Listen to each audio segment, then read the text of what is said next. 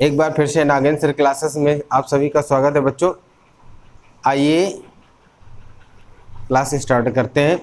और इससे पहले आप लोगों ने पढ़ा, रिलेशन में ही पढ़ रहे थे, तो रिलेशन में आप लोगों ने पढ़ लिया था समष्टि संबंध यानी कि यूनिवर्सल सेट के बारे में आप लोगों को जानकारी हुई। अब हमें पढ़ना है तत्समक संबंध। टाइम न लॉस हो इसलिए मैंने पहले से ही लिख लिया कि दिक्कत ना हो, और पहले से लिख लिया कि हमें क्या क्या पढ़ना है। तो हमें पहले तत्समक संबंध मतलब आइडेंटिटी रिलेशन के बारे में जानकारी लेना है। ये पहला है, आइडेंटिटी रिलेशन के बारे में हमें जानकारी लेना है। तो बच्चों आइडेंटिटी रिलेशन क्या है?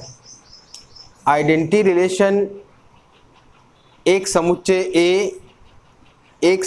ए अपने स्वयं के प्रत्येक अवयव से संबंध रखता हो तो वो आइडेंटिटी रिलेशन कहलाता है, और उसे IA से लिखते हैं। वो स्वयं से संबंधित होता है और प्रत्येक मतलब सभी स्वयं से संबंधित होता है, तो वो आइडेंटिटी रिलेशन कहलाता है। पहले ऐसे तो समझ में आएगा नहीं, हमें ऐसे लिख लेते हैं कि आइडेंटिटी रिलेशन के लिए इसे बच्चों IA से लिखते हैं, IA से लिखते हैं। आइडेंटिटी रिलेशन को IA से लिखा जाता है। अब IA से लिखा जाएगा तो कैसे होगा? अगर हम कोई सेट आइडेंटिटी रिलेशन हमको देखना है, आइडेंटिटी रिलेशन के बारे में जानना है, तो कोई सेट आप मान लीजिए, कोई सेट A मान लीजिए, कोई समुच्चय A मान लीजिए, क्या है 1 2 3, ठीक, ऐसे कोई सेट आप मान लीजिए, ठीक है। तो इसके जो अभी इससे पहले आपको पढ़ रहे थे कि A क्रॉस B निकालना है या A क्रॉस A निकालना है, तो ये आइडेंटिटी कब कहलाएगा? उसके लिए क्या है, IA इक्वल 1 1, ठीक है, 1 1 2 2 और 3 3। प्यारे बच्चों इस तरह से भी निकलेगा 1 1 2 2 और 3 3। 1 1 2 2 3 3, देखिए 1 1 2 2 3 3, ये क्या कहलाएगा? आइडेंटिटी रिलेशन कहलाएगा।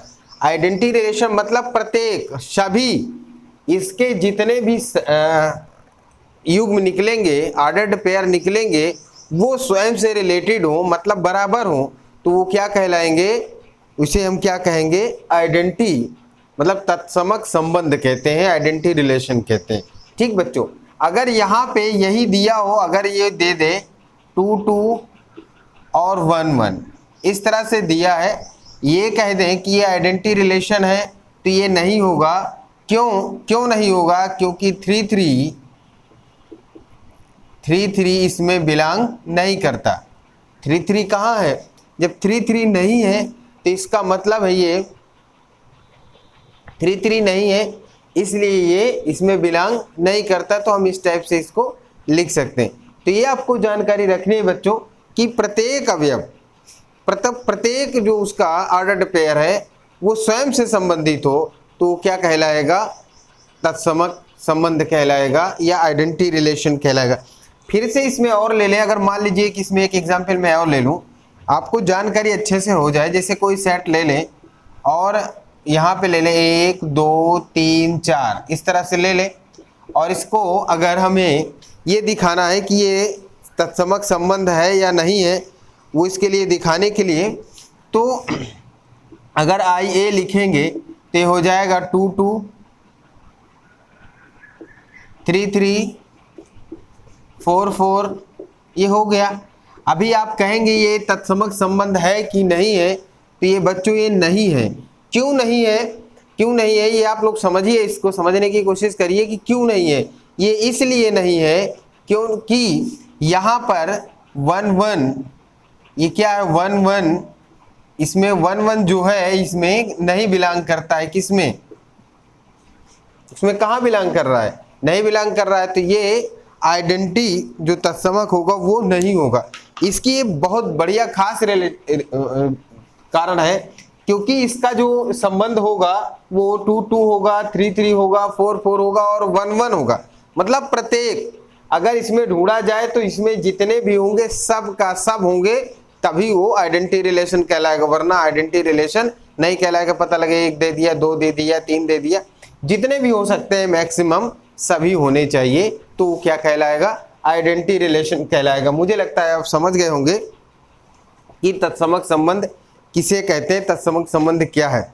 और एक बात आप जान लीजिए, तत्समक संबंध के आगे ही जब पढ़ेंगे तो सबसे इंपॉर्टेंट जो हमारे रिलेशन है वो ये है, ठीक, रिफ्लेक्सिव रिलेशन है, सिमेट्रिक रिलेशन है और ट्रांजिटिव रिलेशन है।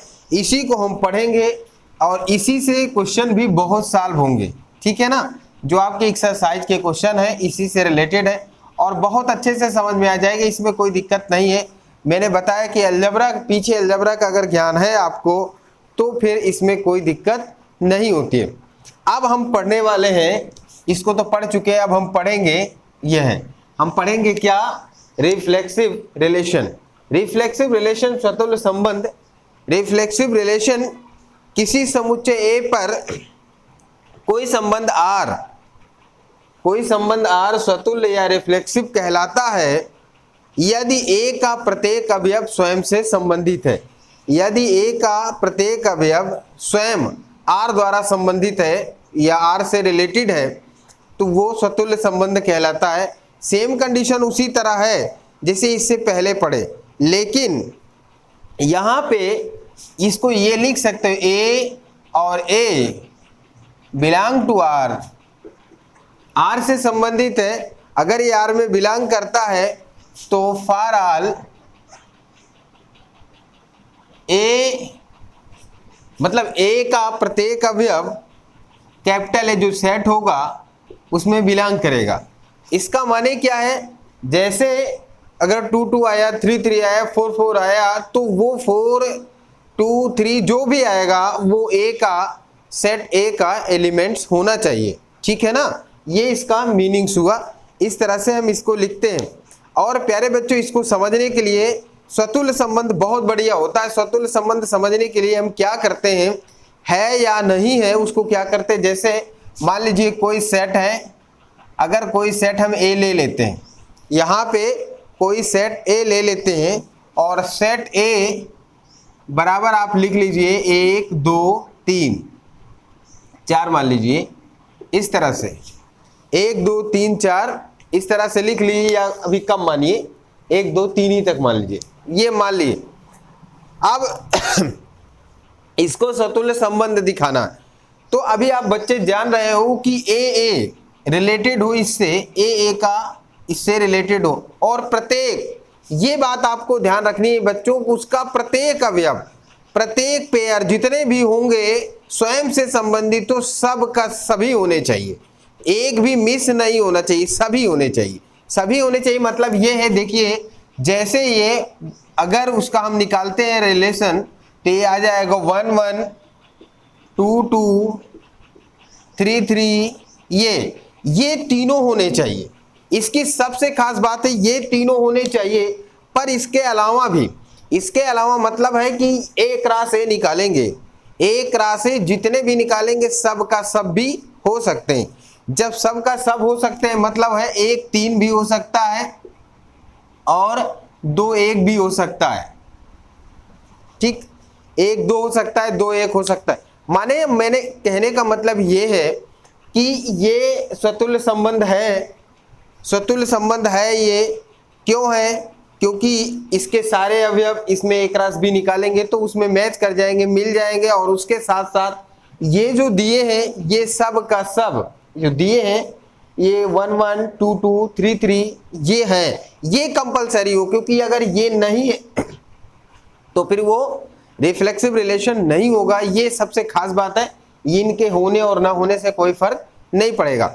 यहाँ पर अगर हमको रिफ्लेक्सिव रिलेशन दिखाना है बच्चों तो उसके प्रत्येक अवयव स्वयं से संबंधित वाले उसको होना कंपलसरी है, वो जरूर होना चाहिए। जैसे 1 1 है, 2 2 है, 3 3 है, इसमें है जितने भी होंगे सब का सब होने चाहिए, तो ये सब क्या कहलाएंगे, रिफ्लेक्सिव कहलाएंगे। बाकी ये क्यों लिखते हैं इसके आगे, जैसे 1 3 लिख दिए, 2 1 लिख दिए, मैं इसलिए बता रहा हूं कि हम इससे पहले भी क्रॉस वाले के लिए बताया ऑर्डर्ड पेयर कैसे निकालते हैं, जैसे ए क्रॉस ए निकालते हैं, ए क्रॉस बी निकालते हैं। तो बच्चों इसका ए क्रॉस ए निकालोगे तो 3 से 3 का जब संबंध होगा तो 9 एक रास से निकलेंगे 9 ऑर्डर्ड पेयर, 9 ऑर्डर्ड पेयर निकलेंगे। जब 9 ऑर्डर्ड पेयर निकलेंगे, इसमें आप समझिए इसके 9 ऑर्डर्ड पेयर निकलेंगे, और 9 ऑर्डर्ड पेयर को कैसे आपको क्लियर करना है, तो फिर ये इसमें ऐसे लिख देंगे, तो उसको तब तो आप क्लियर पता चल जाएगा कि ये जो दिया गया संबंध है कौन सा संबंध है, तो आप जान जाओगे कि ये कैसा संबंध है। बट ये है यहाँ पर अगर केवल आधा अधूरा लिखा, इसमें सभी नहीं लिखे, केवल यहाँ पे 5 लिखे हैं, ऑर्डर्ड पेयर होने हैं 9, लेकिन इससे हम देख के कैसे जाने कि ये सतुल्य है या नहीं है, तो हम इससे जान गए कि ये और ये तीनों होने चाहिए, क्योंकि ये स्वयं से संबंधित वाले होंगे, तो वो क्या कहलाएगा, रिफ्लेक्सिव रिलेशन कहलाएगा। इस तरह से हम जान सकते हैं।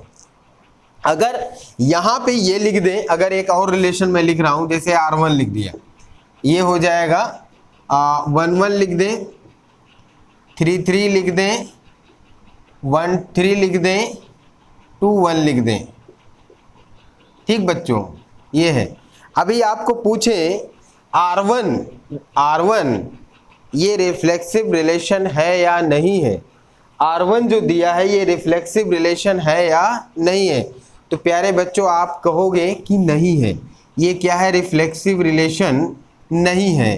क्यों नहीं है, क्यों नहीं है, क्यों नहीं है, क्योंकि यहाँ पे आप बताओगे क्योंकि 2 belong to R, 2 belong to A, क्योंकि ये दो है, 2 एलिमेंट्स है, दो अवयव है, ये 2 एलिमेंट सेट A में बिलोंग करता है, 2 एलिमेंट सेट A में बिलोंग करता है। बट यहाँ पे 2 2 नॉट बिलोंग टू R1, क्योंकि 2 2 R1 में बिलोंग नहीं करता है, क्योंकि हमारा जो डिफिनीशन है वो कह रहा है इसके प्रत्येक एलिमेंट्स, सभी मतलब सभी जो ऑर्डर्ड पेयर हैं स्वयं से जो संबंधित है उनको होना जरूरी है। अब उनको होना जरूरी है, यहाँ पे स्वयं से संबंधित 2 2 भी तो होगा, और जब 2 2 होगा तो 2 2 इसमें नहीं है, तो ये क्या है, स्वतुल्य संबंध नहीं है। इस तरह से हम पहचान लेंगे, बहुत ईजी से जान जाएंगे, इसमें कोई दिक्कत नहीं। इसकी सिर्फ एक बात हमको समझनी होती है, क्योंकि उसके सभी का सभी जैसे इस प्रकार दिया है, प्रत्येक अवयव एक A और A बिलोंग करता है R में, तो A में बिलोंग करना चाहिए, तो उसके सभी का सभी फॉरऑल सभी मतलब बिलोंग करेंगे, तो वो क्या कहलाएगा, सतुल्य संबंध कहलाएगा। आप और भी जान सकते हो सतुल्य संबंध कैसे होगा। देखिए एक और सेट ले लें, उससे भी आपको क्लियर कर दें। ठीक,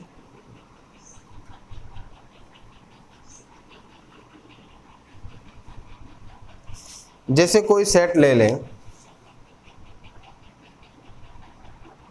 सेट A बराबर 1 2 3 4 ऐसे ले लिए।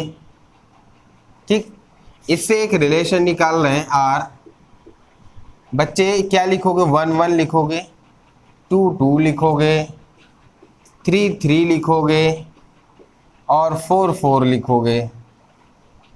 ठीक, 1 3 लिख दिए, 2 4 लिख दिए। ठीक है, इस टाइप से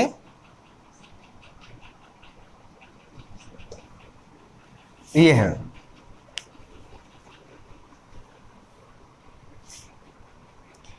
तो अब इसमें पता करना है आपको ये सतुल्य संबंध है या नहीं है।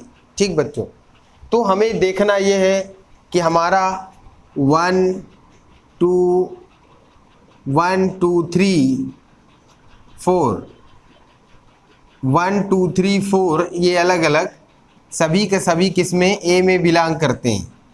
तो फिर 1 1 2 2 3 3 4 4 R में होना चाहिए। होना चाहिए कि नहीं होना चाहिए, क्योंकि प्रत्येक पेयर जो ऑर्डर्ड पेयर निकले वो होना चाहिए। तो ये 1 1 2 2 3 3 4 4 है।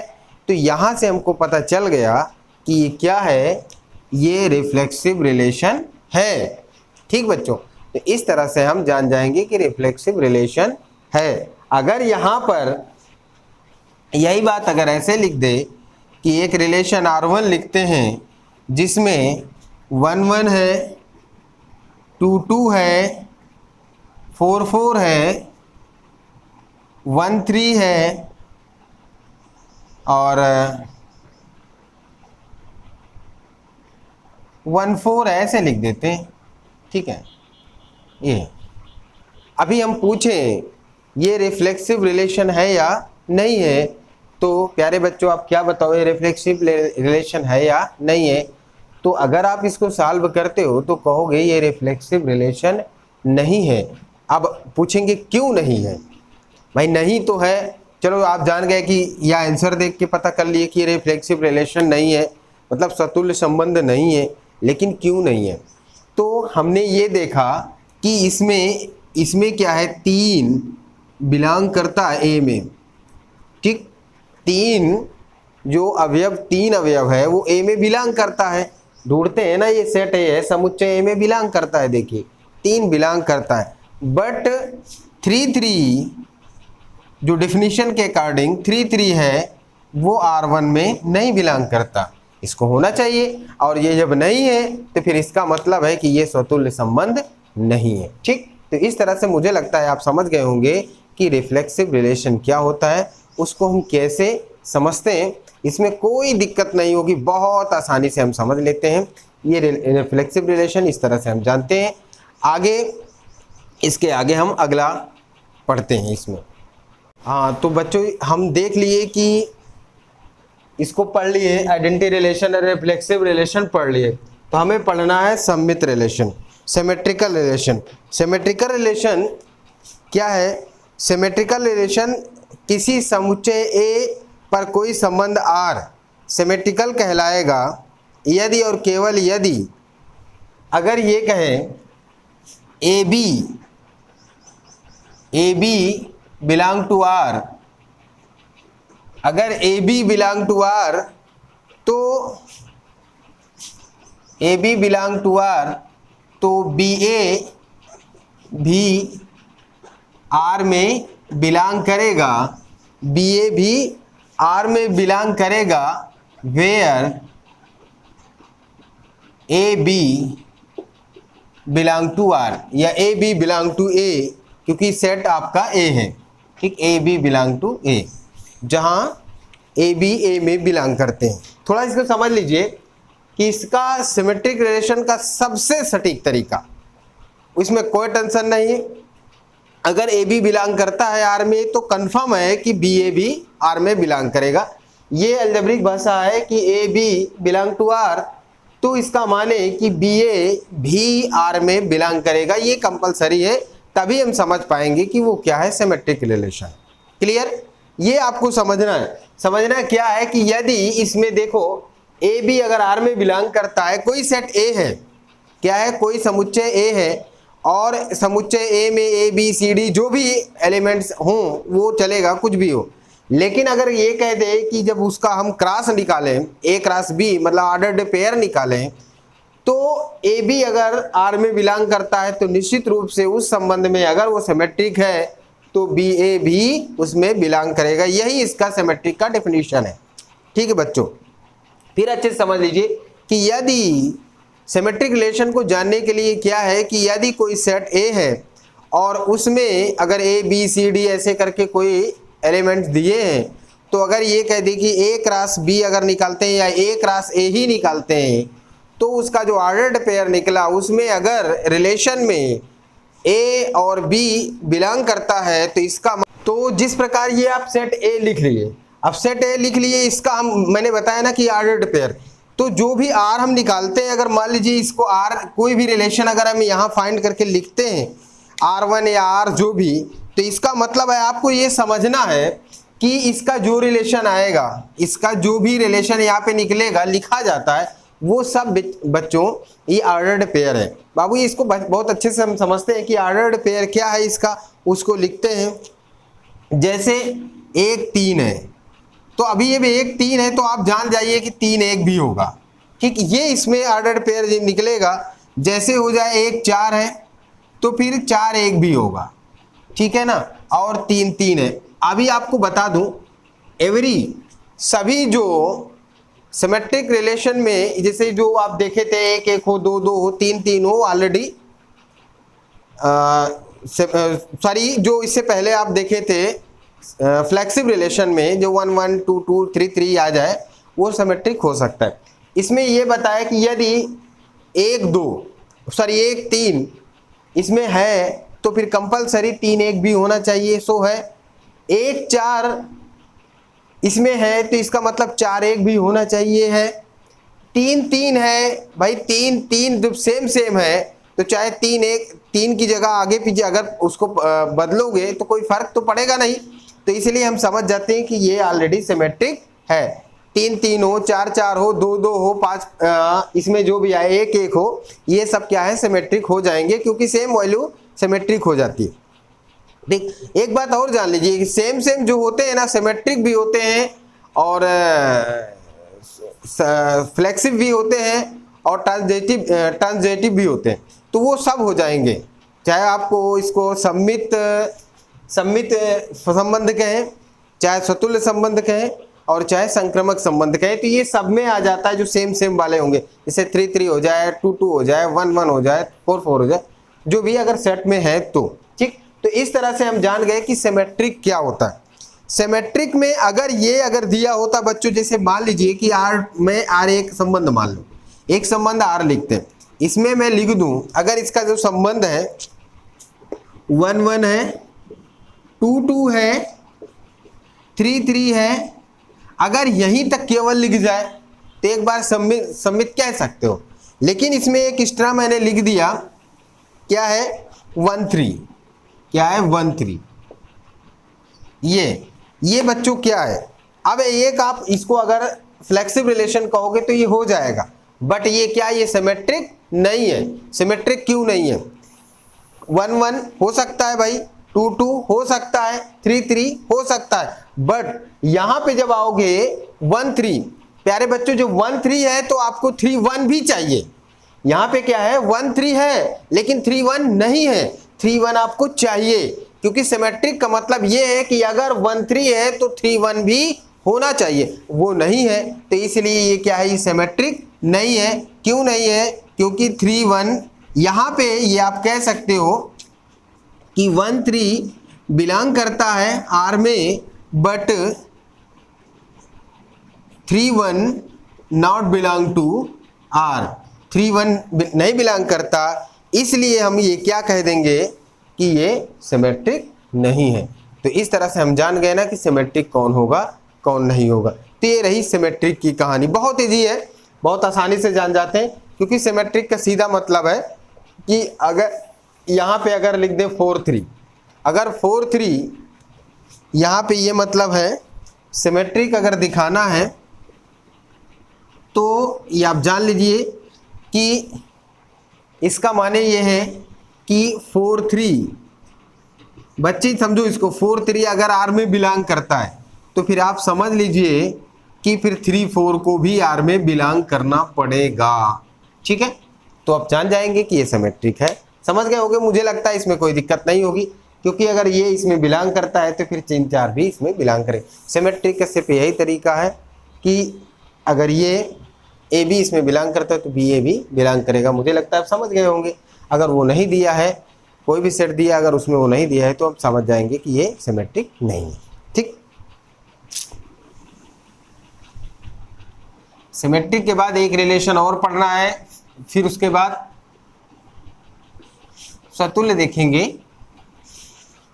समतुल्य के बाद समतुल्य देखेंगे, जो इसमें पढ़ेंगे आगे। तो अभी हमको पढ़ना है इसको, संक्रमक रिलेशन। संक्रमक रिलेशन क्या है? वो कोई सेट A संक्रमक रिलेशन कहलाएगा यदि और केवल यदि। वो संक्रमक रिलेशन कब कहलाएगा उसको हमको जानना है। ठीक बच्चों, तो उसको जानने के लिए हम क्या करते हैं, संक्रमक रिलेशन कैसे जानेंगे वो देखिए। जैसे अगर दिया है AB बिलोंग करता है R में और एंड BC बिलोंग करता है R में, तो AC भी R में बिलोंग करेगा। ये संक्रमक की बहुत अच्छी डिफिनेशन है। अच्छे से हम क्लियर कर लेते हैं। जैसे ए बी आर में बिलोंग करता है, बी सी भी आर में बिलोंग करता है, तो ए सी भी आर में बिलोंग करेगा। संक्रमक जैसे इस प्रकार है, संक्रमक है मतलब ये इससे संबंधित है और ये इससे संबंधित है, तो हम समझ जाते हैं कि ये दोनों भी आपस में संबंधित होंगे। ठीक, एक जीववत लाभ भी आप लोग इंटर में पढ़ते हैं, उसमें भी यही कहानी है, कुछ ऐसे ए बी सी अगर लिखते हैं उसमें भी कुछ ऐसे ही कहानी है। ठीक बच्चों, ये इससे ये दोनों ये इससे संबंधित है, ये इससे संबंधित, तो हम समझ जाएंगे ये भी आपस में संबंधित होंगे। यही संक्रमक का मतलब है। ठीक है, कुछ इससे मिलता जुलता रहता है, तो हम समझ गए, इससे समझ जाएंगे कि ये अगर इसमें बिलोंग करता है और बी सी उसमें आर में बिलोंग करता है, तो इसका मतलब ए सी भी आर में बिलोंग करेगा। यही इसका संक्रमक का संबंध है। इसको हम एग्जाम्पल लेके समझ लेते हैं। क्यों यहाँ पे ये कह सकते हैं जहाँ A B C belong to A, मतलब ये सभी एक सेट है, सेट ए के एलिमेंट्स होने चाहिए। सेट ए के एलिमेंट्स होंगे तो आप आसानी से इसको बता दोगे, इसको क्लियर कर लोगे। ठीक, उसमें कोई दिक्कत नहीं होगी। हाँ, एक लाइन में इसमें और लिख सकते हो कि यहाँ पे ये कह सकते हो, अगर ए बी सी डी ऐसे सेट मान लो, ए इसमें subset of B, A subset of B, और ये ऐसा है, ए सबसेट ऑफ बी है and B subset of C है, तो कंफर्म है आप जान जाओगे कि ए सबसेट ऑफ सी होगा। ठीक, ऐसे भी हम मान लेते हैं संक्रमक संबंध में ऐसा होता है। ठीक, आइए अब एग्जाम्पल लेते हैं, तो अभी आइडिया लगेगा कि ये संक्रमक है कि नहीं है। ठीक है, तो जैसे मान लीजिए कोई सेट, हम एक सेट मान लेते हैं ए, सेट ए मान लिए। ठीक, सेट ए क्या है, 1 2 3 4। ठीक, ये जानना बहुत ज़रूरी है। अभी बच्चों एक बात और थोड़ा सा मैं बता दूं कि अगर बी सी होता ही नहीं तो फिर ये बिलोंग कर जाता, ये मान लेते, फिर ये संक्रमक हो जाता, वो अकेले ही है। ये दोनों के लिए है, अगर ये और ये रहे तभी ये है, अगर ये रहे नहीं तो फिर ये संक्रमक हो जाएगा। अभी आके एग्जाम्पल हम देखते हैं, उसको समझते हैं। जैसे आप देखो, इसका हम आर निकालते हैं, R1 निकालते हैं, इसका संबंध मैं निकाल रहा हूं। जैसे लिखा हो 1 2, ऑर्डर्ड पेयर में 1 2 निकला और फिर 2 3 निकला, तो इसका मतलब है फिर 1 3 होना चाहिए। ये है, इसको हम संक्रमित कैसे देखते हैं, ये जो अगला टर्म्स है उसी से स्टार्ट होना चाहिए। जैसे 1 2 है, जैसे 1 2 आया तो ये 2 से देखो स्टार्ट हुआ, ये स्टार्ट उसी से होना चाहिए, तो फिर इसका ये दोनों मिल के 1 3 मिल गया, तो इसका मतलब यही संक्रमक संबंध को दिखाता है। थोड़ा समझिएगा इसको। अब जैसे सबको देखा जाता है, इसमें संक्रमक है कि नहीं, सभी को बारी बारी से हम देख लेते हैं। जैसे इसमें 1 2 है और फिर 2 1, तो इसका मतलब 1 3 मिलना चाहिए। देखो 1 3 मिल गया, संक्रमक हो गया। अब जैसे 2 3 से शुरू हो रहा है, इसको छोड़ दो, अब 2 3 से शुरू हो रहा है, तो 3 से कोई शुरू ही नहीं हो रहा है, 3 से कोई नहीं शुरू हो रहा है, तो फिर ये संक्रमक है।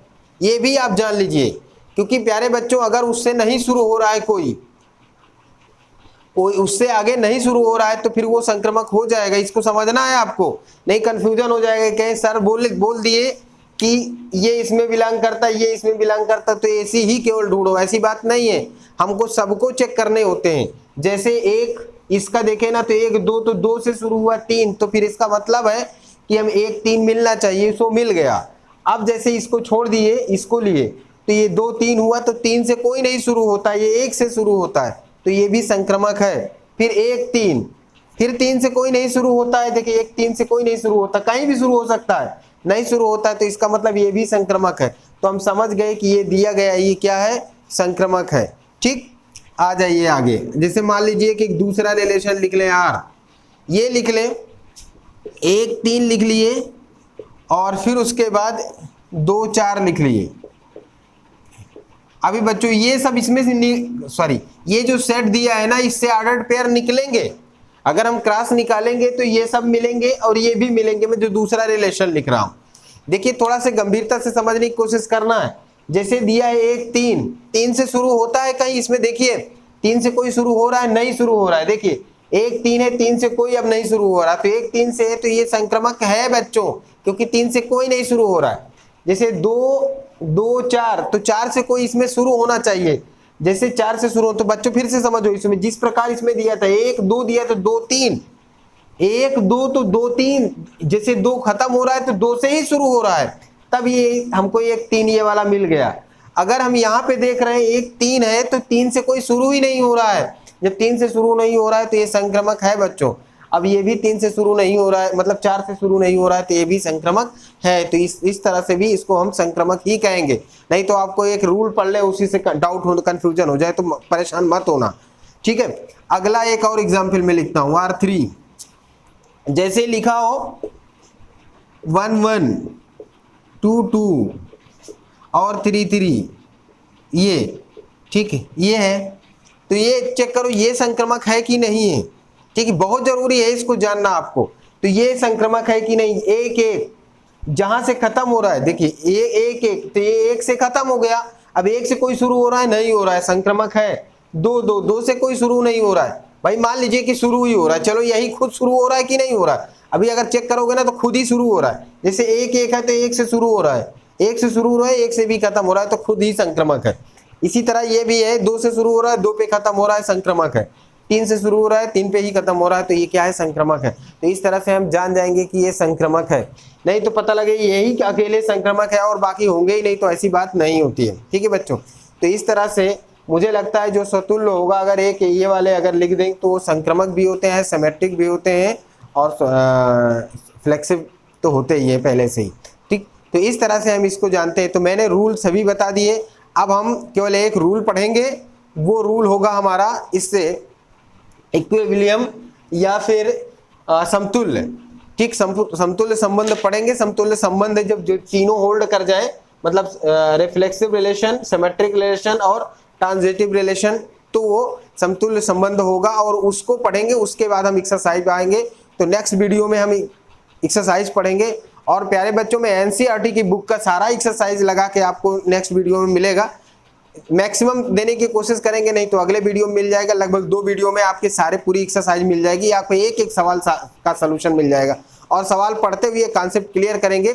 वीडियो अच्छे से देखिएगा, समझने की कोशिश करिएगा। नहीं समझ में आता तो आप कमेंट करके बताइएगा। प्यारे बच्चों कमेंट जरूर करिए, कमेंट करके हमको बताइए, जिससे कि हमको आपका कमेंट से प्रोत्साहन मिलता है, कि आइडिया लगता है कि हाँ कि आपको समझ में आ रहा है। और अपने ग्रुप में शेयर करते रहिए, लाइक करिए, सब्सक्राइब करिए।